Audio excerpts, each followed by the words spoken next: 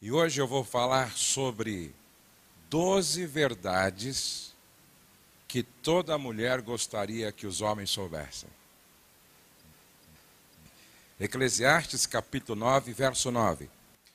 Goza a vida com a mulher que amas, todos os dias de tua vida fugaz, os quais Deus te deu debaixo do sol. Porque esta é a tua porção nesta vida, pelo trabalho com que te afadigaste debaixo do sol. E aí vamos ler aos Efésios, capítulo 5, verso de número 25 a seguir. Maridos, amai vossas mulheres como também Cristo amou a igreja, e a si mesmo se entregou por ela, para que a santificasse, tendo-a purificado por meio da lavagem de água pela palavra, para apresentar a si mesmo igreja gloriosa, sem mácula, nem ruga, nem coisa semelhante, porém santa e sem defeito. Assim também os maridos devem amar sua mulher como ao próprio corpo. Quem ama a esposa, a si mesmo se ama, porque ninguém jamais odiou a própria carne, antes a alimenta e dela cuida. Antes a alimenta e dela cuida. Dá para repetir comigo? Antes a alimenta e dela cuida, como também Cristo faz com a igreja, porque somos membros do seu corpo. Porque somos membros do seu corpo. O marido tem o papel principal, básico e fundamental para que o casamento e a família funcionem bem. Qual é o propósito essencial do relacionamento conjugal? Qual é o propósito essencial do relacionamento conjugal? Ajudar o outro a ser melhor. Dá para repetir comigo? Ajudar o outro a ser melhor. Eu estava ministrando no sul do país, eu ouvi uma história engraçada de um marido que mais criticava do que elogiava, mais reclamava do que aplaudia a esposa quando ela acertava. Aí um dia ele acordou e quando ele foi tomar o café estava amargo. Como a esposa estava dormindo, ele resolveu deixar um bilhete com a crítica. Olha que bilhete romântico. O café estava amargo, ou o café da garrafa térmica está amargo. Ela acordou logo pela manhã, lendo esse bilhete maravilhoso, e ela colocou embaixo: a açúcar está na lata, adoce, seu preguiçoso. Em Apocalipse capítulo 2, verso número 4, Jesus pede para João escrever um texto para a igreja de Éfeso, a igreja que estava em Éfeso. Jesus pede para João escrever assim: tenho uma coisa contra vocês. E é interessante que uma esposa pegou esse texto, escreveu em um papel e deixou com o bilhete para o marido ler logo pela manhã. E ela então colocou assim: palavras de Jesus para a igreja de Éfeso, ela adaptou para o seu marido. Tenho uma coisa contra você, é que agora você não me ama como me amava no princípio. Tenho uma coisa contra você, é que agora você não me ama como me amava no princípio. Amados, eu costumo dizer o seguinte: não é difícil casar, difícil é manter a chama acesa no casamento. Não é difícil casar, difícil é viver casado e feliz. A pergunta hoje é esta: quais são as 12 verdades que toda mulher gostaria que os homens, os maridos soubessem? Primeiro, toda mulher quer ter ao seu lado um homem que reconheça a importância da intimidade. Toda mulher quer ter ao lado um homem que reconhece a importância da intimidade. Gênesis capítulo 2, verso 24 diz assim: tornando-se os dois uma só carne. As mulheres anseiam por intimidade. Sexo não é intimidade. Ele pode fazer parte da intimidade, sem dúvida, mas não equivale à intimidade. Todos nós precisamos viver a vida a dois com esta consciência. Sem intimidade, nem todos os tesouros do mundo conseguem satisfazer nossa fome de afeto. Enquanto não experimentarmos a intimidade, nossos corações continuarão inquietos, angustiados e insatisfeitos. Afinal de contas, o que é intimidade? Viver é se revelar. Dá para repetir comigo? Viver é se revelar. Diga, casar é conhecer. Mais forte, casar é conhecer. O relacionamento conjugal é um processo extremamente revelador. No entanto, quantas vezes investimos nossa energia para esconder do outro o que realmente somos? Intimidade implica em revelar nossos segredos. Intimidade implica em revelar os nossos segredos. A intimidade exige que deixemos outra pessoa descobrir o que nos emociona, o que nos inspira, o que nos motiva, o que nos angustia, nossos desejos, nossos receios, nossas falhas, nossos sentimentos mais mesquinhos, os sonhos loucos e maravilhosos que guardamos em nossos corações. O que é intimidade?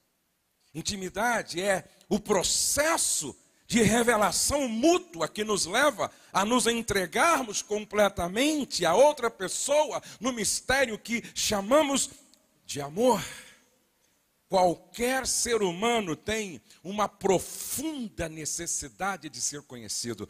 Qualquer ser humano tem uma profunda necessidade de ser conhecido. Dentro de cada um de nós existe uma história que precisa ser contada. Dentro de cada um de nós existe uma história que precisa ser contada. Intimidade significa compartilhar nossa história. Dá para repetir isso? Intimidade significa compartilhar a nossa história. Sabe o que muitas mulheres gostariam de dizer para o marido? Antes de você reclamar da adulta que sou, procure conhecer um pouco da criança que fui. Conheça a minha história. Intimidade é compartilhar nossa história. Compartilhar nossa história nos ajuda a lembrar quem somos, de onde viemos e o que é mais importante em nossa vida. Compartilhar nossa história nos mantém sadios, sãos. A intimidade nos resgata deste mundo de faz de conta. É dessa forma que a intimidade funciona como um espelho que reflete o nosso verdadeiro eu. Precisamos de intimidade física. Isso tem a ver com o papel dos nossos sentidos no relacionamento interpessoal. Intimidade emocional, intelectual, espiritual. E a pergunta é a seguinte: há quanto tempo você está casada com o teu marido? Há quanto tempo você está casado com a tua esposa? Você a conhece? Você conhece a sua história? Olhem todos para cá, por favor. Vamos fazer aqui um teste. Vamos ver se você, marido, conhece o mapa afetivo da tua mulher. Vamos ver se há intimidade entre vocês. Primeiro, você sabe qual é o sonho que ela mais deseja realizar? Qual é o sonho que a tua esposa mais deseja realizar? Você sabe qual é o maior medo dela?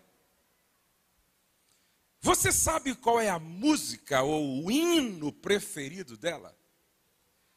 Você sabe qual foi a melhor experiência da infância dela?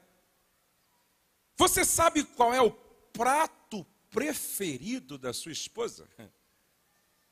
Você sabe qual é a data de aniversário do seu casamento? Você sabe qual é o dia e o ano que a sua sogra faz aniversário? Aí é querer demais, não é?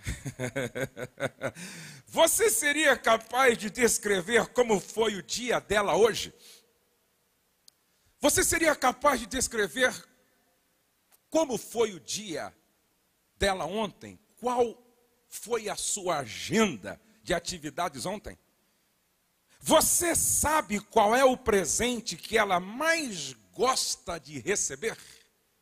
Se é que você dá presente. Você sabe qual é a sobremesa preferida dela? Escute, gente. Quando há intimidade, conhecemos o mapa afetivo do outro. Quando há intimidade, conhecemos o mapa afetivo do outro. Segunda verdade. Toda mulher quer ter ao seu lado um homem que compreenda antes de ser compreendido. Toda mulher quer ter ao seu lado um homem que primeiro compreende, para depois ser compreendido. Amar é saber ouvir com sensibilidade. Sabe qual é uma das maiores reclamações das mulheres? Meu marido não sabe me ouvir. O apóstolo Pedro, que era casado e sabia ser marido, escreveu, 1 de Pedro 3,7, maridos, vós igualmente vivei a vida comum do lar com discernimento, e tendo consideração para com a vossa mulher como parte mais frágil, tratai-a com dignidade. Nós, maridos, e eu me coloco, ao mesmo tempo que eu sou uma voz em favor das mulheres hoje, eu me coloco dentro do time dos maridos. Nós, maridos, precisamos aperfeiçoar a escuta sensível. A escuta sensível é também chamada de escuta dinâmica, escuta atenta ou escuta ativa. A boa escuta é considerada a mãe das formas eficazes de comunicação. A diferença entre ouvir e escutar é que ouvir é uma atitude biológica. Escutar é um processo mais complexo que exige esforço cerebral. E eu falando sobre isso com o Douglas, ele me lembrou de uma coisa interessante. Se você quer apenas alguém, ou então qualquer coisa que te escute, compre um cachorro. Agora, se você quer e precisa ser ouvido, se relacione com pessoas. Porque para escutar, basta ter ouvido e tímpano. Agora, para ouvir, é preciso ter alma, coração, sensibilidade. Os maridos que sabem ouvir aumentam o poder de transformar sentimentos. Por isso aprofunda o diálogo e cria um clima de confiança e bem-estar. Quando a mulher se sente ouvida, fica mais propensa em ouvir também. Quando se sente compreendida, tende a compreender também. Quais são os efeitos principais da escuta sensível? Primeiro, aumenta a confiança e o respeito. Segundo, encoraja a expressão de sentimentos. Terceiro, reduz as tensões. Quarto, estimula a colaboração para a solução dos problemas. Escutar não é apenas ouvir o que a outra pessoa está dizendo, mas procurar captar as mensagens latentes, os sentimentos subjacentes ao que está sendo dito. Alguns momentos em que a mulher mais precisa de compreensão, e como eu gostaria de estar dizendo isso para todos os maridos de Bragança Paulista, e através da televisão, eu quero crer que vou alcançar muitos maridos no Brasil. preste atenção a alguns momentos em que a mulher mais precisa da compreensão do marido. Durante a gravidez, quando ela está doente, no período menstrual, quando os filhos são pequenos, a compreensão nestes momentos é essencial à estrutura psicológica e ao funcionamento social do lar. Terceira verdade que toda mulher gostaria que os homens soubessem: toda mulher quer ter ao lado um homem que leva a sério o casamento como uma sociedade. O casamento não é um jogo apenas de um. O casamento não é um projeto que pertence apenas a um. O casamento é um jogo onde ou os dois ganham ou os dois perdem. O casamento é uma sociedade. É uma sociedade que vai para além da física. Não é uma união de órgãos genitais no momento do coito apenas. É uma sociedade emocional. É uma sociedade biológica.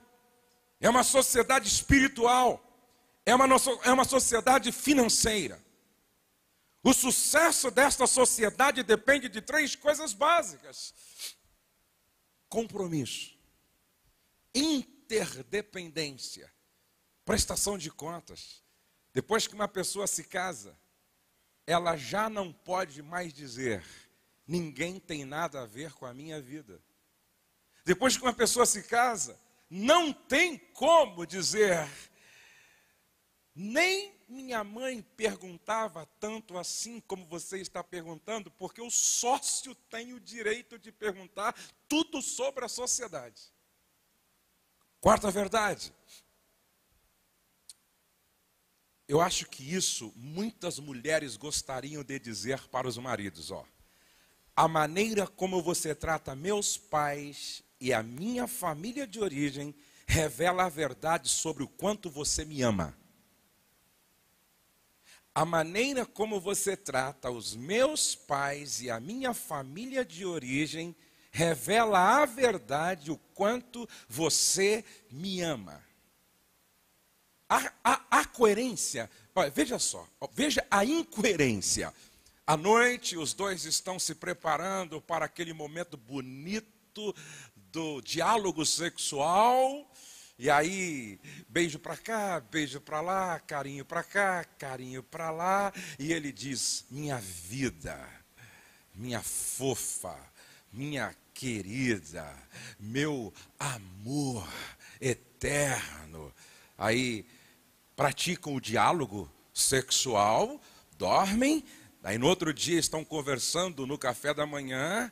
Ele olha para ela e diz: olha, sabe de uma coisa? Eu odeio a tua mãe. Eu não suporto teu pai. Os teus irmãos são malas sem alça. Aí ela fica olhando assim e perguntando para si mesma: que amor é esse? Amar é respeitar e tratar com dignidade as pessoas que são importantes para a pessoa amada. Eu vou repetir isso: amar é respeitar e tratar com dignidade as pessoas que são importantes para a pessoa amada. Toda mulher quer ter ao seu lado um homem que sabe honrar seus pais e trata com respeito a sua família de origem. Nada fere mais a mulher do que ver seus pais e família sendo destratado ou maltratado ou desonrado pelo marido. Você, marido que me ouve hoje, escute isso. Toda vez que você maltrata ou desonra ou não trata com dignidade os pais da tua mulher e a família dela, você está investindo contra o seu próprio casamento. Quinta verdade: toda mulher quer ter ao lado um homem que tenha uma liderança firme e seja rico em afetuosidade. A mulher quer ter um marido que, por um lado, ele seja o leão, ele seja o governo, ele seja o líder. Liderança firme. Por outro lado, a esposa quer ver no marido a natureza do cordeiro, da vulnerabilidade, da fragilidade, da sensibilidade. Então a mulher quer ter ao lado um marido com liderança firme, mas um homem que ao mesmo tempo seja rico em afetuosidade. Isto por quê? O homem é racional. O homem é racional. O homem é razão. A mulher é toda emoção. Talvez seja por isso que a serpente foi lá no jardim do Éden primeiro tentar convencer a Eva. E os vendedores até hoje, quando batem na porta de casa, torcem para sair a mulher. Porque se sair o homem, fica mais difícil convencer. A mulher é emotiva. O homem é racional. Eu acho que esta frase aqui, toda mulher gostaria de poder dizer para o homem: antes de tocar o meu corpo, toque a minha alma com atitudes de afetuosidade. Nós homens somos rápidos para tocar o corpo e vagarosos para tocar a alma. Quantas mulheres se sentem usadas como depósito de sêmen?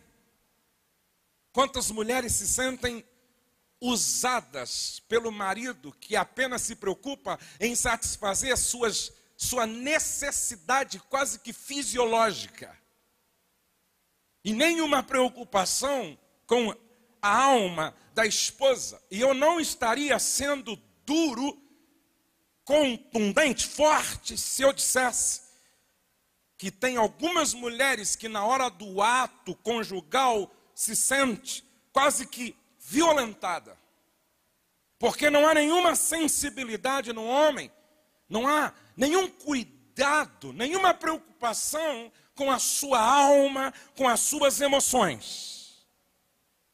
Toda mulher quer ter ao lado um homem que sabe dar valor ao romantismo no relacionamento.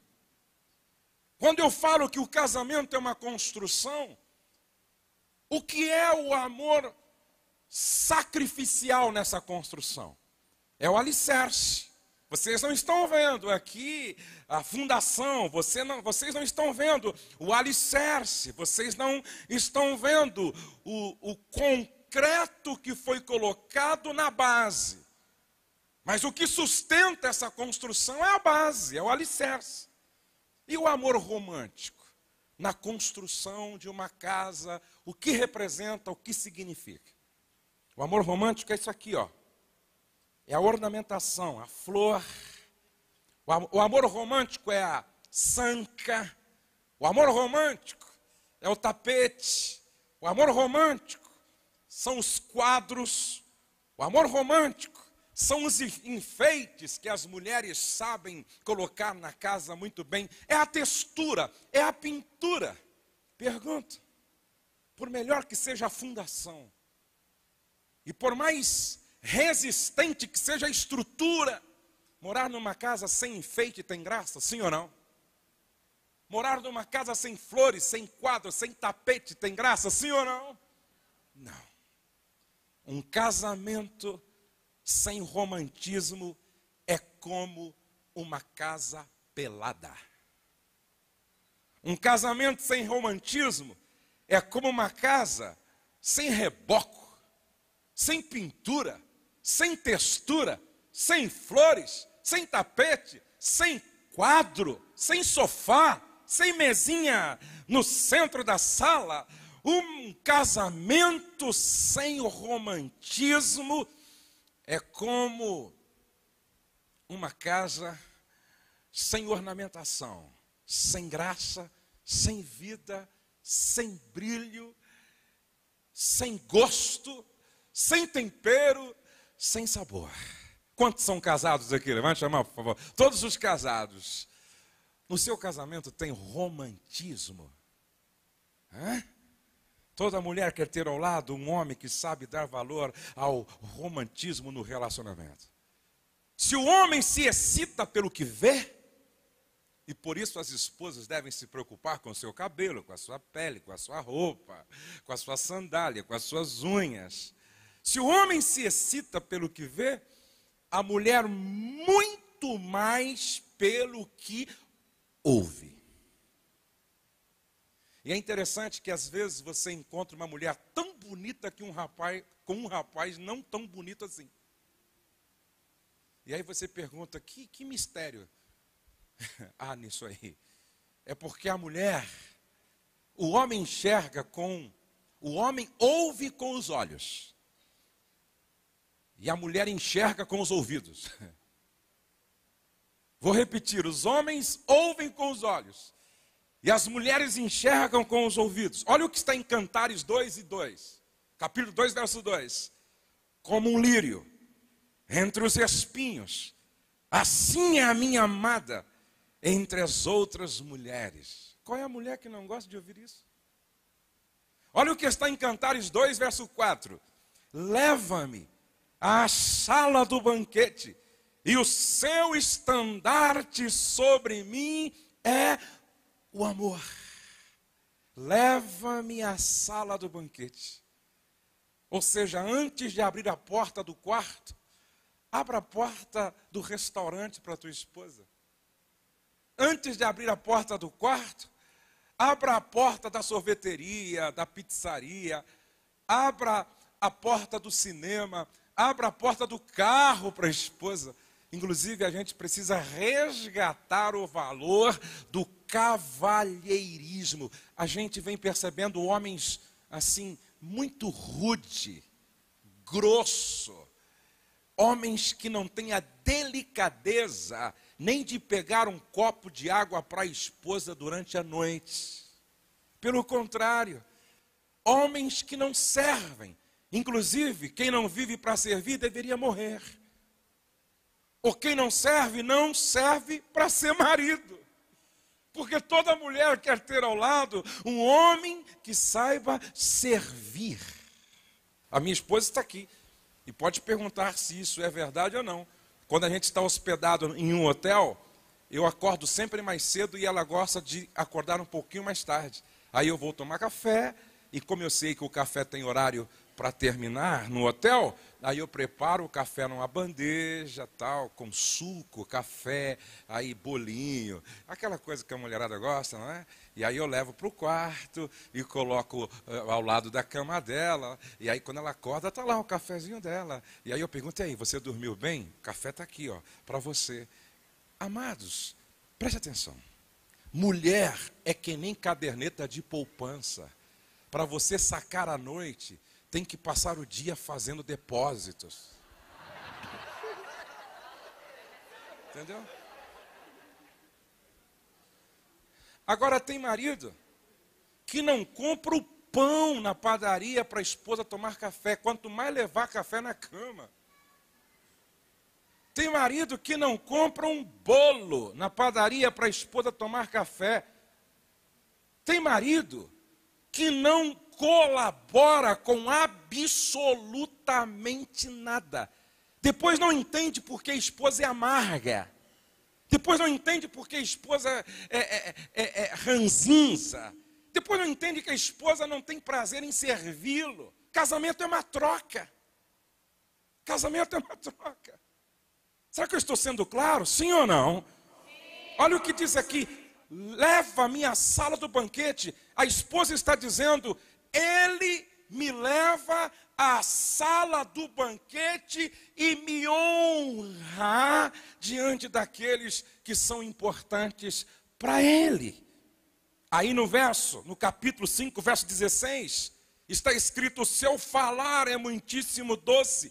Sim, ele é totalmente desejável. Tal é o meu amado, tal o meu esposo, ó filhas de Jerusalém. Pergunto, Qual é a mulher que não gosta de um pouco de mimo? Qual é a mulher? Qual é a mulher que não conhece bem a linguagem dos presentes? Se a tua mulher não gosta de presentes, ela morreu e esqueceram de enterrá-la. Toda mulher normal conhece bem a linguagem dos presentes. Presentes são símbolos visuais do amor. Dá para repetir comigo? Presentes são símbolos visuais do amor. Os símbolos possuem valores emocionais. Sem lembranças como símbolos visuais, o amor do cônjuge poderá até ser questionado. Qual foi o último presente que você deu? Qual foi a última vez que você gastou um tempo na cidade procurando aquilo que você sabe que a tua esposa gostaria de ganhar? Percebe por que muitos casamentos são vazios? Percebe por que muitos casamentos não têm vida, não têm tempero, não têm graça, não têm sabor?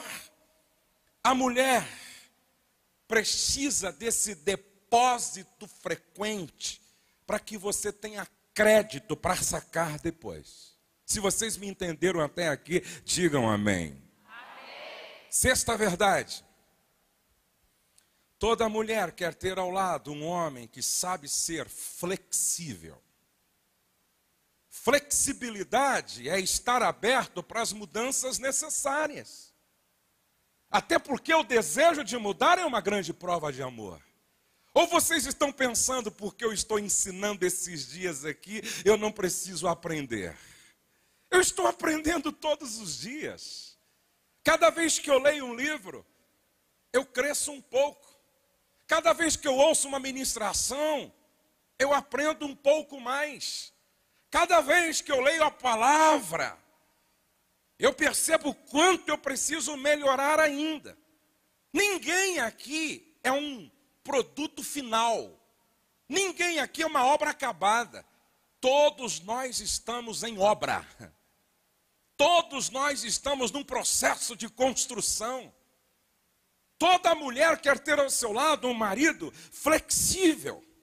Um homem que entre ter razão e ser feliz, às vezes em quando ele abre mão da sua razão para ser feliz. Toda pessoa inflexível, que briga sempre para ter razão, acaba se tornando alguém intragável, insuportável, indesejável, impossível de conviver. Relaxa. O marido flexível é aquele que às vezes em quando sabe perder para ganhar. Eu sempre cito um exemplo que eu ouvi do John Maxwell, porque o John Maxwell é um grande líder, ele é um dos maiores palestrantes sobre liderança no mundo hoje. Articula muito bem, é um homem que lê muito. E ele sempre ganhava com a esposa. E aí quando a esposa vinha assim, discutir alguma coisa, ele argumentava, crescia para cima dela, e aí ele dizia assim, quando ele ganhava mais uma da esposa, ele fazia assim, yes, ganhei mais uma. No outro dia, outra discussão, tal, ele ganhava e tal, yes, ganhei outra. E ele só ganhava, só tinha razão, só ganhava. Até que um dia a esposa disse, ô John, por favor, você é bom, competente, articulador, convincente, sempre tem razão. Você ganha todas de mim, só que eu tenho uma notícia para te dar. Apesar de você estar ganhando todas de mim, você está perdendo o meu amor. Toda mulher espera ter ao seu lado um marido que às vezes em quando deixa de ter razão para ser feliz. Deixa a esposa ganhar algumas. O marido proativo às vezes prefere perder para ganhar. E é um homem sempre aberto para reciclar, para rever, para aprender, para mudar. Sétima verdade. Toda mulher quer ter ao seu lado um homem que conhece e procura suprir suas necessidades. As suas necessidades. Toda mulher quer ter ao seu lado um homem que conhece e procura suprir suas necessidades. Primeiro, necessidade de proteção. A mulher precisa ser protegida dentro de casa quando esse homem, pai, não aceita que nenhum filho desrespeite a mãe. A mulher tem essa necessidade de ser protegida dentro de casa por esse homem que está ao seu lado. Necessidade de ser protegida fora de casa. Necessidade afetiva. Necessidade afetiva sexual. Necessidade de reconhecimento do seu valor. Toda mulher espera do marido compreensão financeira. Nenhuma mulher gosta de viver ao lado de um homem que dá como se estivesse dando uma esmola. Nenhuma mulher gosta dessa dependência de esmola do marido. Porque tem marido que é difícil abrir a mão. E quando abre, fala o mês inteiro do que fez para a esposa. Como se a esposa não fosse sócia. É horrível quando o marido diz assim, olha, quem é que paga tudo nessa casa? Quem é que paga a gasolina? Quem é que paga a conta de água, de luz? Quem é que põe comida na mesa? Quem é que banca tudo? Não sou eu! Isso é horrível. Ele não tem consciência de que casamento é uma sociedade. Oitava verdade. Toda mulher quer ter ao lado um homem íntegro. Toda mulher quer ter ao lado, diga, um homem íntegro. Mais forte. Um homem íntegro. Eu estou tão feliz por ver tantos jovens me ouvindo hoje à noite. Eu estou tão feliz por ver tantos adolescentes me ouvindo hoje. Vocês não podem errar. Que vocês sejam os melhores maridos que as jovens terão, aquelas que vão casar com vocês. Quantos podem dizer amém? Provérbios 10:9 diz assim: quem anda em integridade, anda seguro. Quem anda em integridade, anda seguro.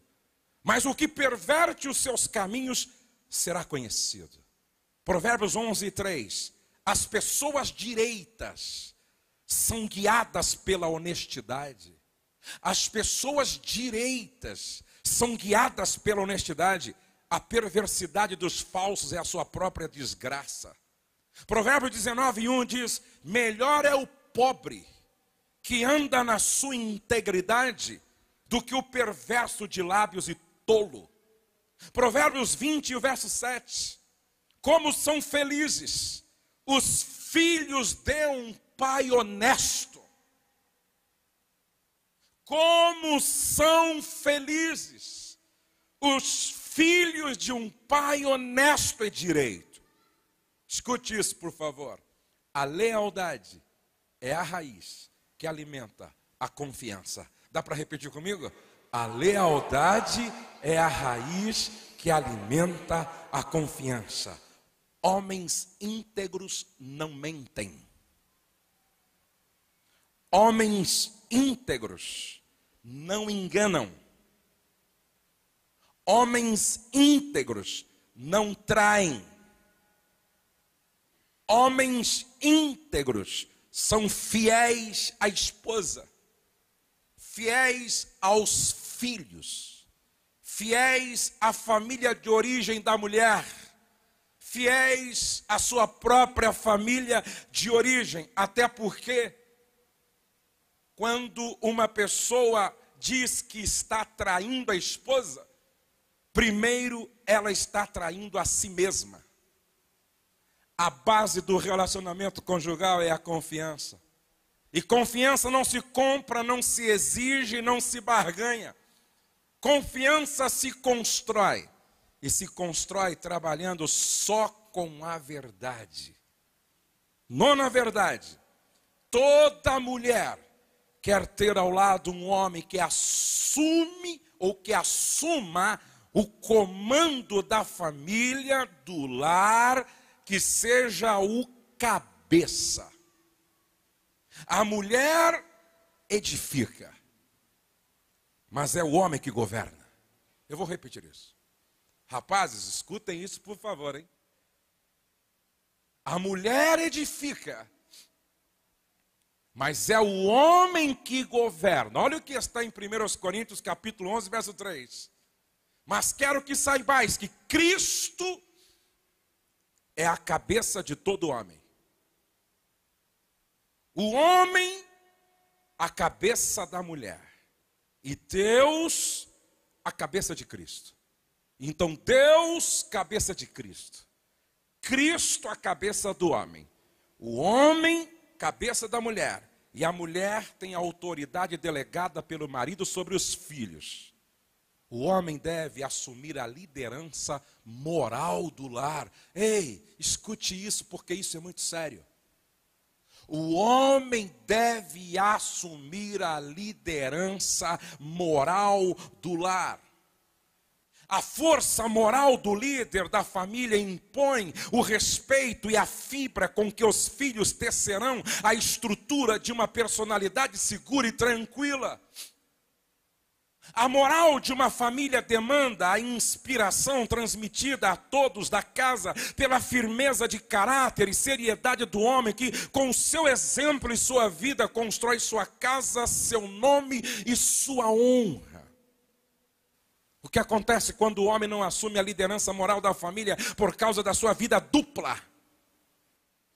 Insegurança, instabilidade emocional e desorientação social dos filhos. A missão do marido é amar e liderar. Dá para repetir comigo? A missão do marido é amar e liderar. Liderança com firmeza e humildade. 10ª verdade: toda mulher quer ter ao lado um homem que exerce a missão de profeta e sacerdote do lar. Diga: profeta e sacerdote. Mais forte: profeta e sacerdote. Olha o que está escrito no livro de Jó, capítulo 1, verso 5. Quando terminava uma rodada de banquetes, Jó se levantava de madrugada e oferecia sacrifícios em favor de cada um dos seus filhos, para purificá-los. Jó sempre fazia isso porque pensava que um dos filhos poderia ter pecado, ofendendo a Deus em pensamento. Toda mulher quer ter ao lado um homem que assuma essa posição de profeta e sacerdote, porque é um homem que leva a Deus a sério. Um homem comprometido com a palavra do Senhor. Um homem que junto com a esposa toma iniciativa para o culto doméstico. Escutem, à luz da Bíblia, o homem deve assumir a responsabilidade pelo desenvolvimento espiritual da esposa e dos filhos. Salmo 128, verso 1 e o verso 4. Assim como Cristo exerce o papel de profeta e sacerdote de sua noiva, o homem assume a liderança espiritual do lar. Do mesmo modo como Cristo santifica, purifica, lava e apresenta sem mácula a sua noiva, o homem zela pela espiritualidade cristã da esposa e filhos. 11ª verdade: toda mulher quer ter ao lado um homem visionário e sonhador. Diga: visionário e sonhador. Mais forte: visionário e sonhador. É interessante que quando José ia chegando até o lugar onde os seus irmãos estavam, José, filho de Jacó, quando ele ia chegando no lugar onde os irmãos estavam, eles gritaram em relação a José: vem lá o sonhador. O homem visionário, sonhador, é otimista. O homem visionário pensa e sonha grande. Meu irmão marido, qual é o tamanho dos teus sonhos? Como é que você pensa?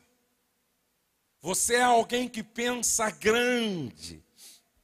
Moça, antes de assumir o compromisso definitivo com esse rapaz com o qual você namora, pergunte a ele, qual é o tamanho do teu sonho? Converse um pouco com ele para ver se ele é alguém que pensa grande ou pensa pequeno.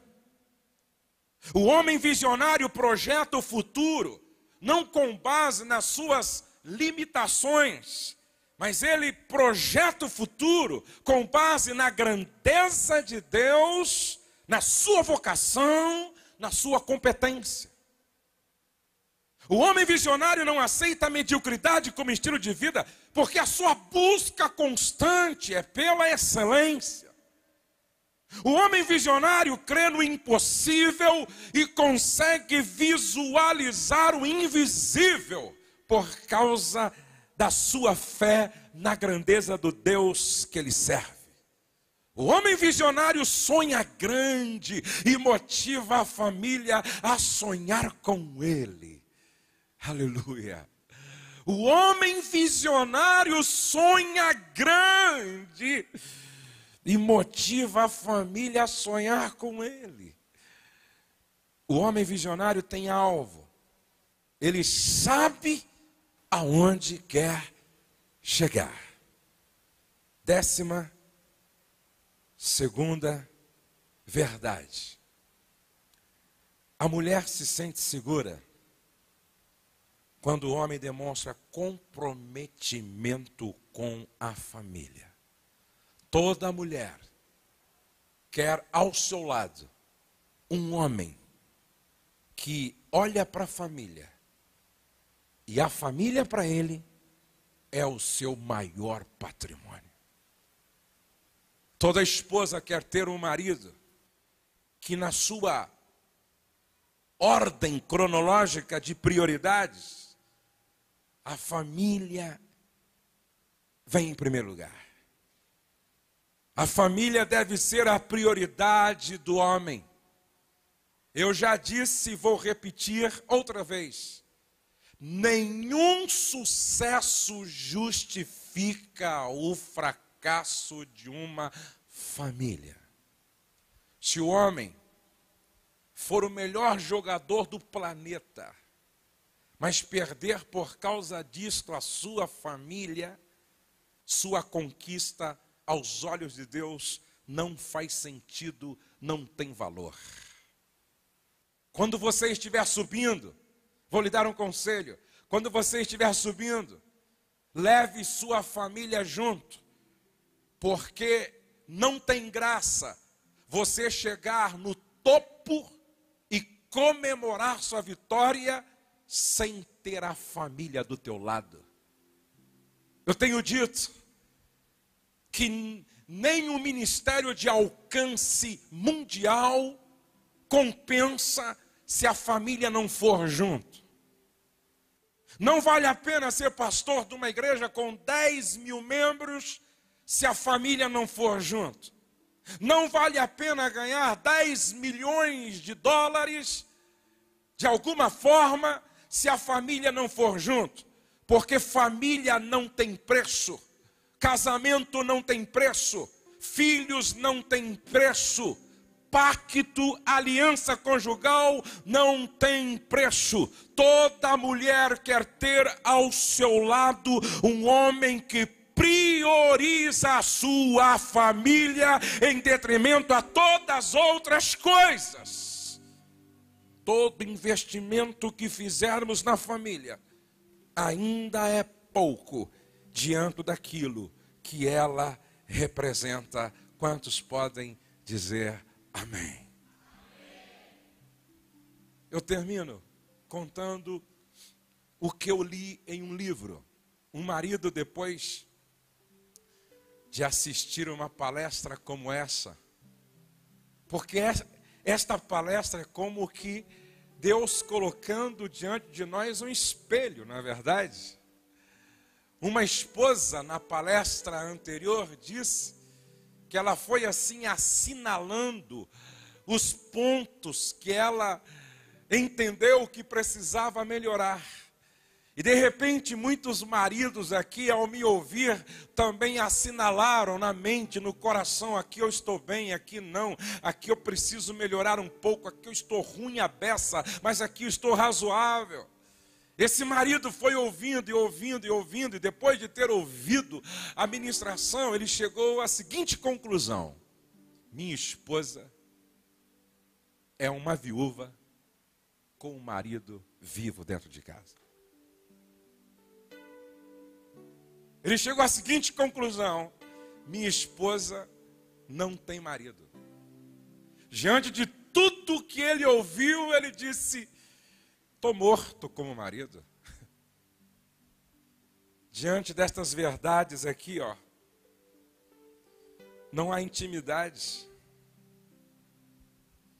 Eu não a compreendo para depois ser compreendido. Eu não levo a sério o casamento como sociedade. Eu não trato os pais dela e nem a família de origem dela com respeito e dignidade. Eu até que lidero, mas sou pobre na questão da afetividade. Eu não sou flexível, eu brigo por bobagem e não estou aberto para as mudanças. Eu não procuro conhecer e nem tampouco suprir as necessidades dela. Me falta às vezes integridade. Eu não assumi ainda o comando, a liderança moral do meu lar. Eu não tenho exercido a missão de profeta e sacerdote dentro da minha casa. Eu até que sou um marido sonhador e visionário, mas eu estou tentando chegar lá sem levar minha mulher, meus filhos comigo. A minha esposa não consegue ver em mim comprometimento com a família. Deus falou com ele, mexeu com ele, alcançou o cerne da alma dele. Ele chegou em casa, ele fez o inusitado, surpreendeu a esposa. Ele não levou flores naquele dia. Ele não levou um presente.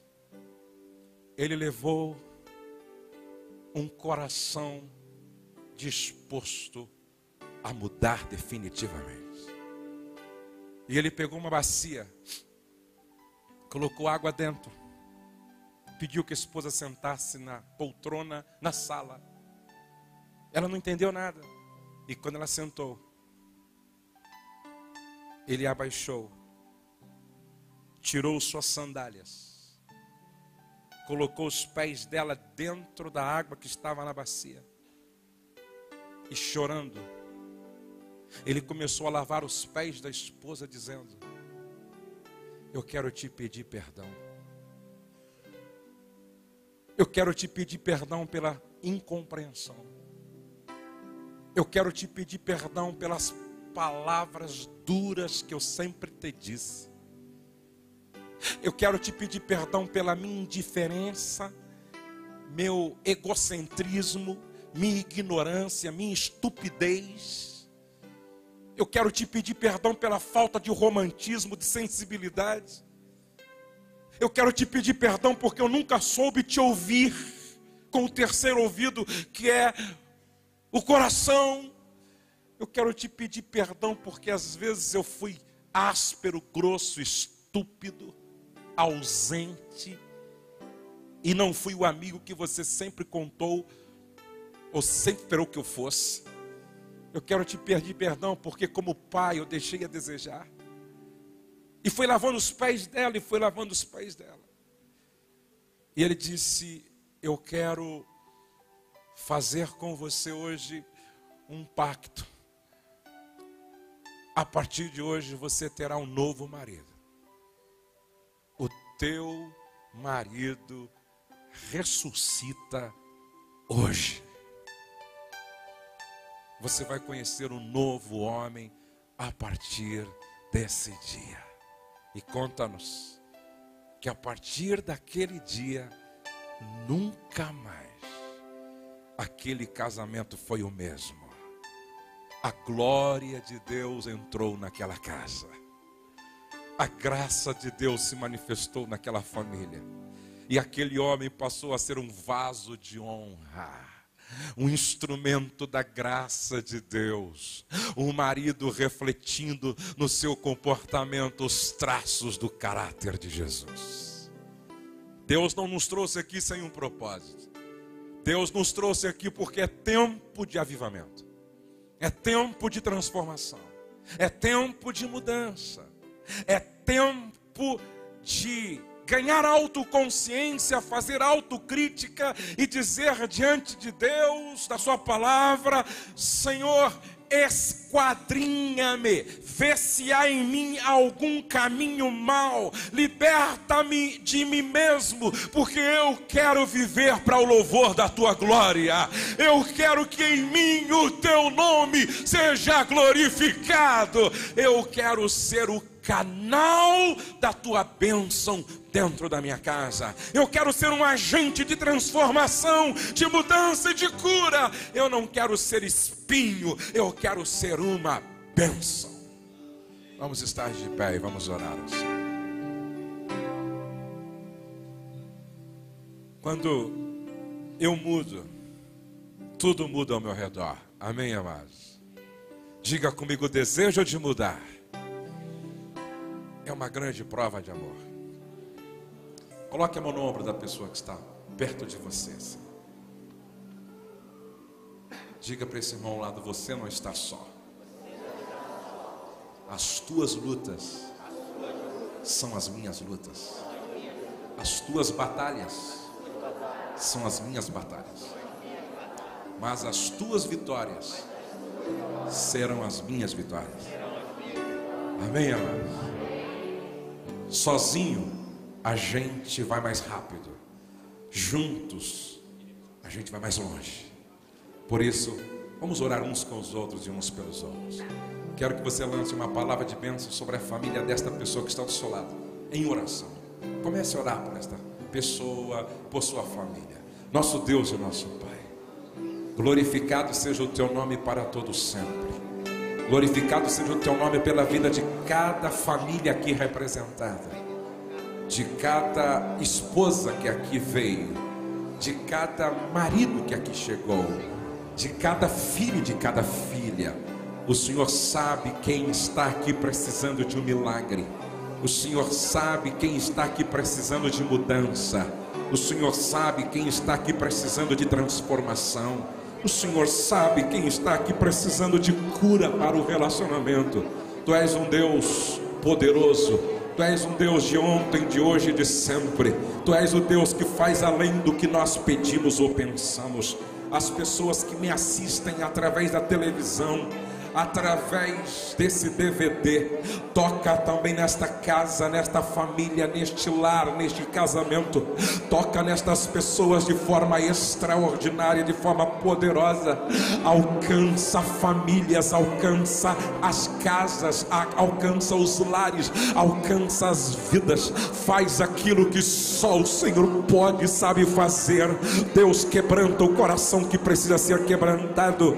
Sara a alma ferida, cura relacionamentos problemáticos e que algo novo comece a brotar, a ser gerado dentro da família, dentro do casamento, dentro do relacionamento, dentro da casa, e que o teu nome, Senhor, nas nossas casas seja glorificado, e que a tua glória se manifeste dentro das nossas famílias, e que o teu amor, ó Deus, prevaleça no nosso relacionamento, e que a tua graça fale mais alto dentro da nossa casa.